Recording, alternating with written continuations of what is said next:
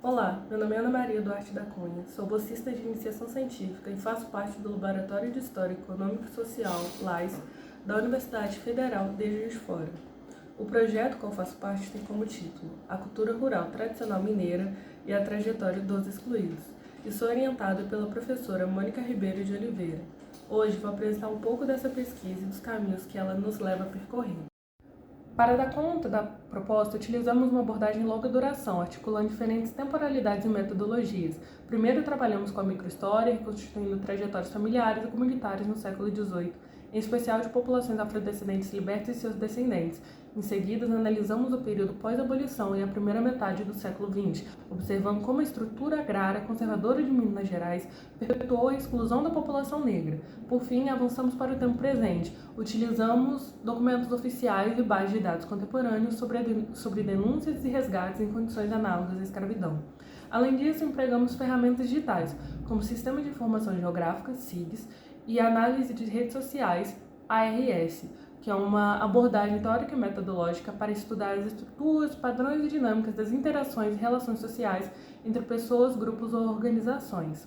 A ARS ela vai permitir mapear especialmente as ocorrências, identificar padrões de exploração e evidenciar as conexões entre passado e presente. Essa metodologia vai nos possibilitar compreender o fenômeno em múltiplas dimensões: histórica, social, relacional, racial e territorial. Os resultados já obtidos reforçam a hipótese central do projeto, a chamada escravidão contemporânea não é um fenômeno novo, mas uma continuidade de práticas históricas de exploração e exclusão que atravessam séculos. Os dados empíricos que analisamos, provenientes da chamada lista suja, revelam que entre 2018 e 2024 foram registradas 160 denúncias de trabalho análogo à escravidão em Minas Gerais. Isso corresponde a uma média de aproximadamente 8,5 trabalhadores envolvidos por propriedade. Quando olhamos a distribuição geográfica, notamos que a maior concentração de casos está no sul de Minas, seguido por regiões como o Vale do Jequitinhonha e o Vale do Rio Doce.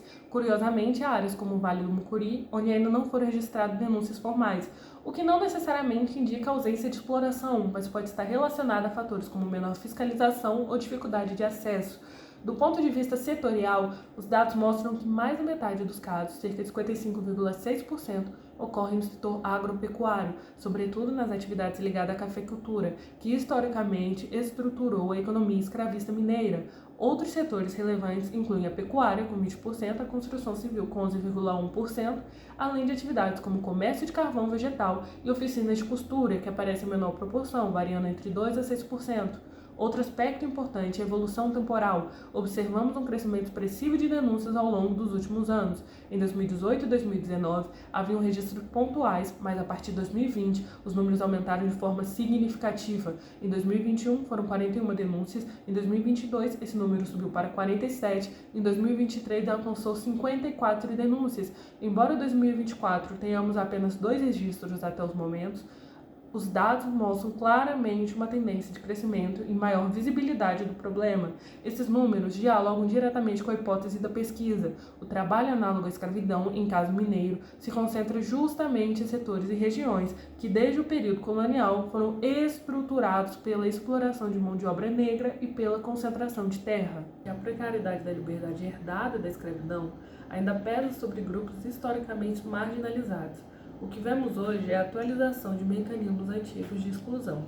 A permanência dessas práticas em Minas Gerais não pode ser explicada ainda pela falta de fiscalização. Ela se relaciona com a força das elites agrárias tradicionais, o acesso precário à terra e a reprodução de relações de dependência que remontam ao período escravista. Portanto, quando falamos de trabalho escravo contemporâneo, não falamos apenas de uma violação de direitos trabalhistas, mas de um problema histórico enraizado. Estudar esse processo de longa duração nos ajuda a perceber que a escravidão não terminou em 1888. Suas heranças permanecem: concentração fundiária, desigualdade racial e exclusão social. A história, ao conectar passado e presente, nos mostra como comunidades negras e pobres do campo resistiram, criaram estratégias de sobrevivência, mas também enfrentaram violências que ainda ecoam hoje. Reconhecer as raízes históricas é fundamental para enfrentar o problema do trabalho escravo contemporâneo e para construir políticas públicas mais eficazes. Esse é o propósito da pesquisa: lançar luz sobre a trajetória dos excluídos e compreender como a cultura rural mineira, marcada pela escravidão, ainda influencia o presente.